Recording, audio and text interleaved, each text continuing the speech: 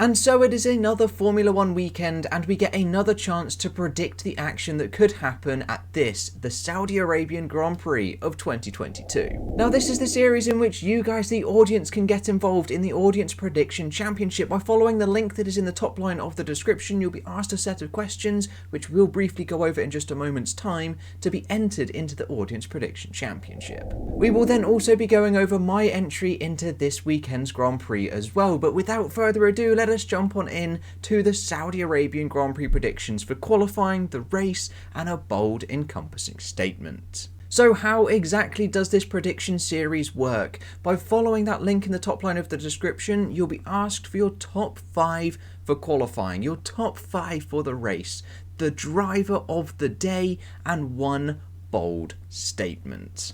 Now in the description down below, I will put a list of every single one of the rules that apply to this series. I won't go over every single one of them as I don't really want to bog the video down, but there is a little scoring system that goes along with each of these questions. For the top 5 for qualifying, you'll be awarded 2 points for a driver in the correct position and 1 point for a correct driver in your top 5, but not in the correct position. It is scored very similarly for the race, however you will receive 3 points for a driver in the correct position and 1 point if they are in the incorrect position, but inside the top 5. And the driver of the day, you will receive 2 points if it is correct. With the bold statement now carrying 3 levels of risk. A low risk statement will be rewarded with 2 points, a medium risk statement 5 points, and a high risk statement 10 points. Now any statement that is low risk is something that is extremely likely to happen. You could say, for example, if we go to a race like Singapore, that there will be a safety car. So far there has been a 100% success rate of a safety car at Singapore. That is an example of a low risk statement, something that is really likely to happen. Or you could go for something a bit more medium risk. So following the trends that we've seen so far this season,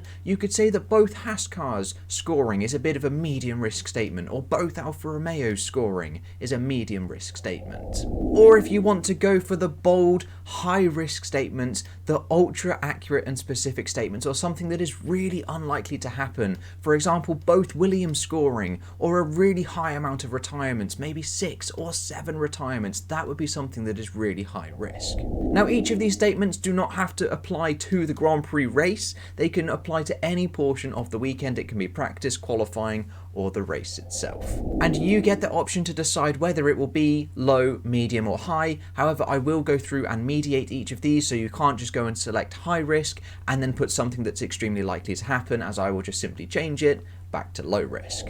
However, for this year's prediction series, there is now the option to boost your weekend. You have 5 chances this year to boost your score, which will double your total at the end of the weekend. And as of Bahrain, we've already had a couple uses of the boost, so some people have 4 left for this whole season, for the remaining 22 races. So if you want to get involved in this series, then please do follow that link in the top line of the description, where you have up until the start of Q1 to submit your predictions. If you have any questions regarding this, then please let me know in the comments down below. I will also attach that little document of the rules in the description as well. But with all of that out of the way, let me jump on into my predictions and my entry into this weekend's Saudi Arabian Grand Prix. My top 5 for qualifying sees pole position go to the Ferrari of Carlos Sainz. Seeing how strong Ferrari were in Bahrain, and especially on the straights, bodes extremely well for Saudi Arabia, and especially as there's only 1 week between last weekend's Grand Prix and this one, there really isn't that much time for the other teams to play catch up.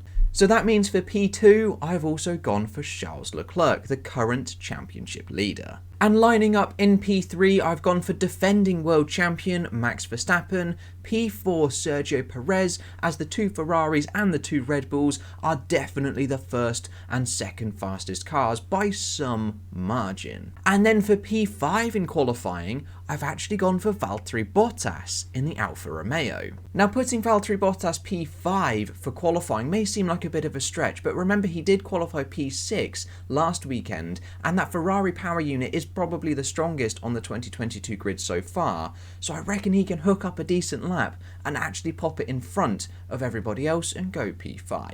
But from my qualifying top 5, I will now jump on in to my race top 5. And for the race win, I have predicted Carlos Sainz to finally take his first F1 victory. And then completing the podium, we've gone for Max Verstappen in P2 and Charles Leclerc in P3, with Sergio Perez coming home in P4 and Lewis Hamilton sneaking a P5. Now again, seeing the race pace and the controllability that the Ferraris had in Bahrain, it's really hard to predict anything other than a Ferrari victory in Saudi Arabia. As even though Max Verstappen was able to challenge Leclerc, it was only really for just 1 or 2 passes. He wasn't able to sustain that lead and then equally sustain that challenge.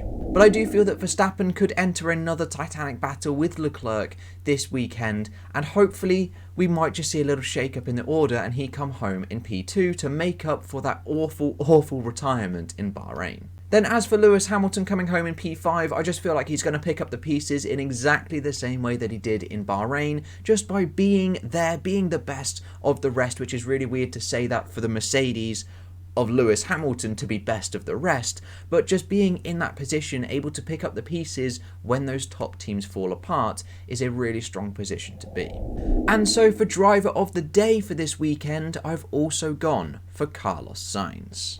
And that leads me into my bold statement, which I've gone for something high risk. I've gone for 4 virtual safety cars and 2 full safety cars. Now potentially this could be seen as a medium risk statement, as we saw some hectic racing last year, but I don't think it is too medium. I think this is a really specific statement to say that there will be 4 virtual safety cars and then 2 full safety cars. So hopefully that will come true and I can bag myself 10 extra points. But if we just take a look at the current leaderboard, we have 49 entries into this season so far, with Vexento leading the way, having taken a boost in Bahrain on 28 points, with Object Maniac Lewis also taking a boost on 24 points. Now, not to worry, there is a awfully long way to go for you guys to climb up this leaderboard and take some of the positions. We still have 22 races of this year to go. But like I said, if you want to get involved in this prediction championship, then make sure to follow that link in the top line of the description